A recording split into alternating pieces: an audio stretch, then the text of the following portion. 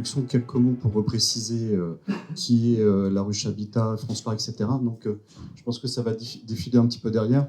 Juste préciser, la ruche Habitat, je pense que la ruche, c'est bien connu sur l'Orléanais, donc pas besoin de présenter. Historiquement, c'est quand même un vecteur de développement, de construction, notamment sur l'accession à la propriété.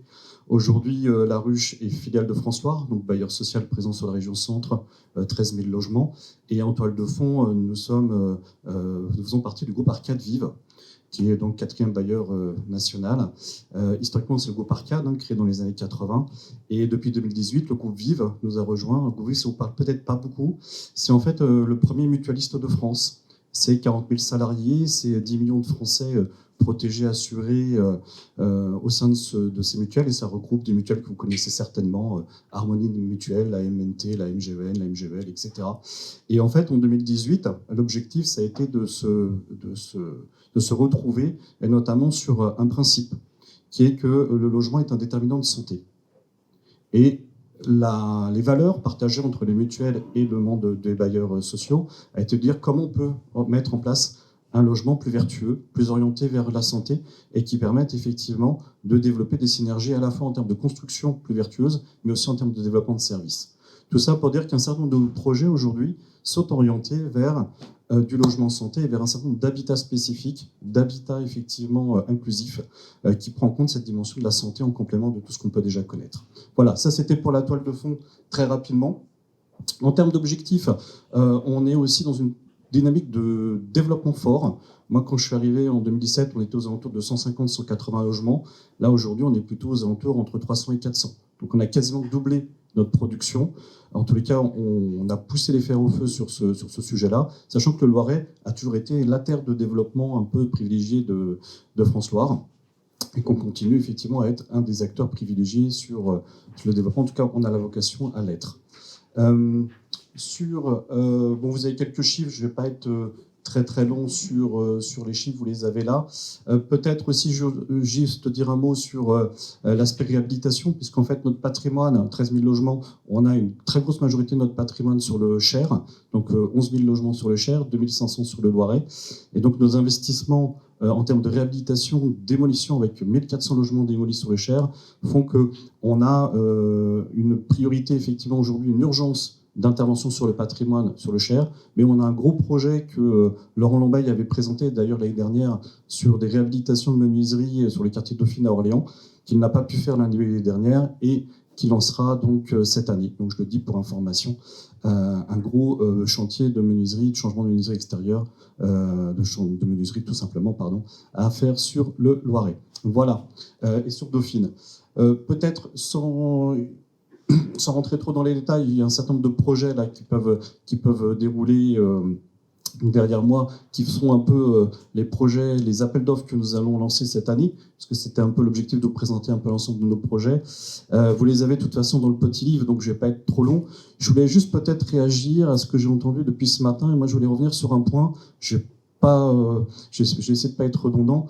Ce qui a été dit tout à l'heure sur le foncier par le président du conseil départemental. Nous, on a quand même un vrai souci en tant qu'opérateur aussi sur le foncier, et notamment sur le Loiret et sur Orléans Métropole. Et aujourd'hui, le fait que l'accès au foncier soit de plus en plus compliqué, soit de plus en plus cher, ça nous pose aussi un souci dans les équipes d'opération. Parce qu'on a bien parlé de l'augmentation du prix de la construction, mais il y a aussi l'augmentation du coût du foncier, et il y a en parallèle toutes les augmentations de tous les éléments qui sont des pourcentages, c'est-à-dire la TVA, les pourcentages des honoraires de maîtrise d'œuvre, etc., qui font qu'au final, c'est toutes nos opérations globalement qui aujourd'hui ont des surcoûts qui sont extrêmement importants et qui deviennent très difficiles à assumer. Et donc, vraiment, cet appel sur le foncier, pour moi, c'est quand même, enfin, cette prise en compte du foncier, c'est vraiment un élément extrêmement important, parce que ça déséquilibre aussi fortement nos opérations. Donc ça, c'est un premier point. Deuxième point, c'est que dans nos opérations telles qu'on les montre aujourd'hui, et Vincent Hendron l'a dit, c'est majoritairement le financement extérieur qui nous permet de financer nos opérations. Donc quand on lance nos opérations, notre budget il est bouclé. Et on a quasiment 90% de financement, on va chercher auprès des banques, la Caisse des dépôts, etc. Donc quand arrivent des surcoûts en cours de chantier, ou quand les entreprises rencontrent des difficultés, quand vous venez nous voir, nous, notre opération, elle est déjà financée. Donc, les surcoûts, on les prend sur quoi? On les prend sur nos fonds propres. Et nos fonds propres, c'est un peu notre tirelire. Mais nos fonds propres, ils ne sont pas extensibles aujourd'hui. Et donc, on a une vraie difficulté aujourd'hui, et ça, je voulais vraiment partager avec vous, pour pouvoir assumer aussi ces augmentations, parce qu'il y a un moment, notre pourcentage, enfin, notre montant de fonds propres, notre budget annuel, eh ben, une fois qu'il est consommé, il est consommé. Et ça peut vraiment poser un problème. Et si on continue à avoir une tendance avec des augmentations de prix de 10-15% par an, je veux dire, il y a un moment où la machine elle va se bloquer. Et ça, je pense que c'est vraiment un élément qu'il faut bien entendre au niveau de l'équilibre global, parce que ça va nous mettre dans une difficulté. Dans un contexte où on nous demande, au niveau de l'État, etc., de produire 250 000 logements en 2 ans, etc. Enfin, à la fois, on veut faire beaucoup plus, et d'un autre côté, bah, on nous met un peu des boulets aux pieds. Donc, en tant que maître d'ouvrage, c'est une vraie difficulté pour nous, et ça, je voulais la partager avec vous. Et pour terminer, il y a 2 points sur lesquels je voulais aussi revenir, sur ce qui a été dit ce matin. Le premier, c'est la question des délais. Effectivement, nous, dans la position qui est la nôtre, quand les entreprises ont des difficultés sur les fins de chantier, on n'est pas là à appliquer le contrat stricto sensu et dire, écoutez, voilà, vous avez dépassé d'1 mois, on applique des pénalités, etc. On préfère en discuter avec les entreprises. On préfère qu'il y ait de la transparence, parce que nous, derrière, des décalages de livraison de chantier, c'est toute la mécanique des attributions, des réservataires, des commissions d'attribution, des clients qui arrivent, qui est perturbée. Donc on préfère effectivement qu'il y ait de la transparence sur des dates qui soient le plus fiables possible, et que les pénalités, ce n'est pas forcément le vrai sujet. Donc ça, pour nous, c'est vraiment une question importante.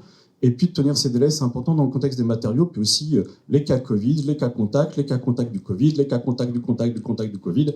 Ok, tout ça, c'est un peu compliqué, c'est pas toujours facile à gérer. Et puis dernier sujet, j'ai entendu différence marché privé, marché public. Effectivement, nous, on est soumis au marché privé, donc on est sur des marchés fermes et non révisables. Il n'empêche qu'aujourd'hui, on comprend votre position. On sait bien que c'est compliqué. Donc notre position, c'est une discussion, comme on est principalement sur du corps d'État séparé, c'est une discussion lot par lot avec les entreprises pour voir effectivement de manière objective quelles sont les difficultés et comment on peut trouver des solutions ensemble. Ça ne veut pas dire qu'il y a la réglementation, il y a le contrat, il y a la loi, mais il y a aussi la réalité et il y a comment on peut avancer ensemble. Donc ça, pour répondre peut-être à la question, c'est aussi une manière, je pense, d'ouvrir au dialogue. Enfin, ça fait comme 2 ans qu'on vit des situations compliquées. On l'avait avec le Covid. Sur le Covid, on n'a pas laissé tomber les entreprises. On ne les laissera pas tomber demain. Mais il faut que ça soit dans un rapport gagnant-gagnant. Voilà. Merci beaucoup. Je crois que c'est bien d'avoir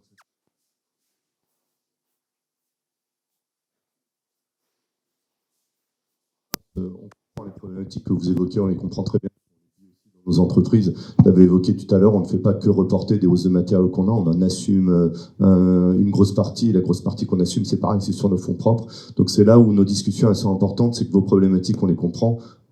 Si vous êtes là, c'est que vous comprenez les nôtres, et c'est finalement au cas par cas qu'on arbitre au mieux pour partager malheureusement pas le gain, mais plutôt les pertes qu'on peut avoir, et c'est comme ça qu'on peut amenuiser le mieux possible les difficultés qu'on a. On en est tout à fait conscient, et pour moi, c'est vraiment une des réponses qui malheureusement fait voilà, on partage quelque part des pertes, mais on limite au maximum l'impact et dans l'entreprise et chez le maître d'ouvrage, on l'entend bien en tout cas dans notre fédération. Merci. Oui. Non. Juste aussi, effectivement, dans le contexte en plus où on a la RE 2020 qui arrive, on a des réglementations de plus en plus contraignantes, etc. Donc, je veux dire, il y a un moment, l'équation, elle est difficile à tenir. Et je pense qu'on ne tiendra pas tout seul. Donc voilà, quelle solution on trouve concrètement, quelle solution on peut mettre en place demain. Je crois que c'est un peu sur ces discussions-là que ça me paraît intéressant de continuer à échanger. Eh bien, voilà. Merci beaucoup Alain Montagu, directeur général de Laruche Habitat. Merci d'être venu nous parler de vos projets.